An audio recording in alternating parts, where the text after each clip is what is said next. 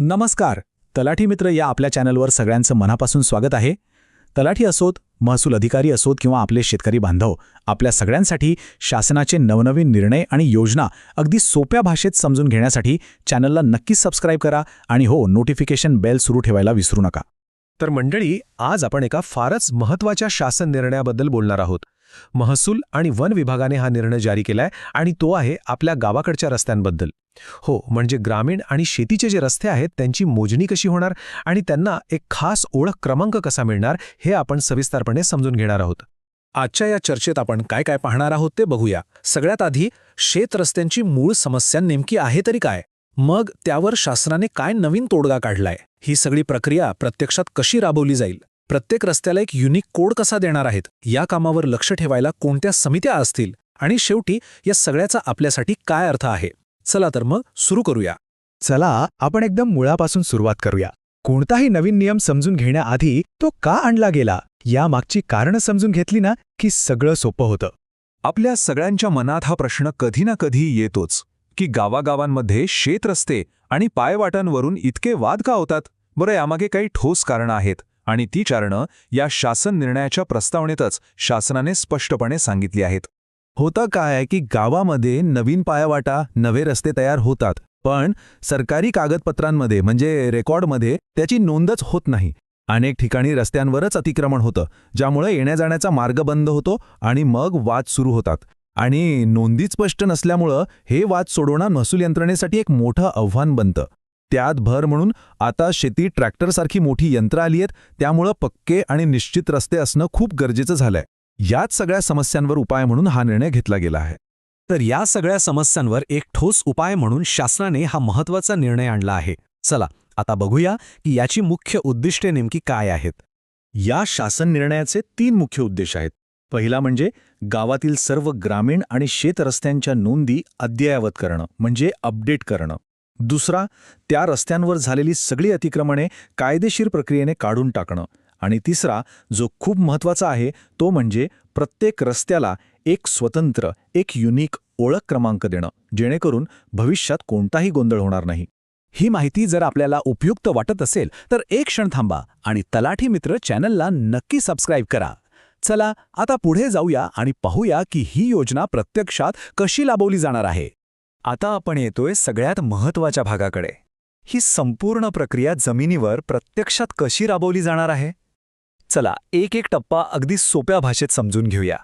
ही प्रक्रिया 5 सोप्या टप्प्यांमध्ये विभागली आहे.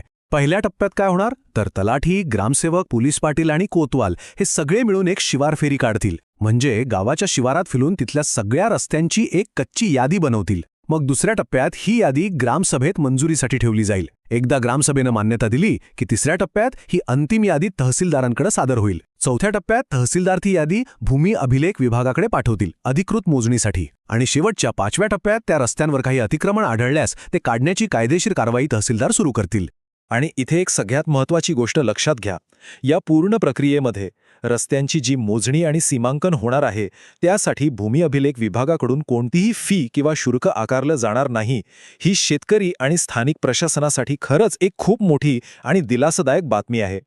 आता आपण या योजनेतल्या एका अत्यंत नवीन आणि इंटरेस्टिंग गोष्टीबद्दल बोलूया. प्रत्येक रस्त्याला एक डिजिटल ओळख दिली जाणार आहे, म्हणजेच एक युनिक कोड. या कोडमुळे भविष्यात रेकॉर्ड सांभाळणं आणि रस्त्याची ओळख पटवणं प्रचंड सोपं होणार आहे.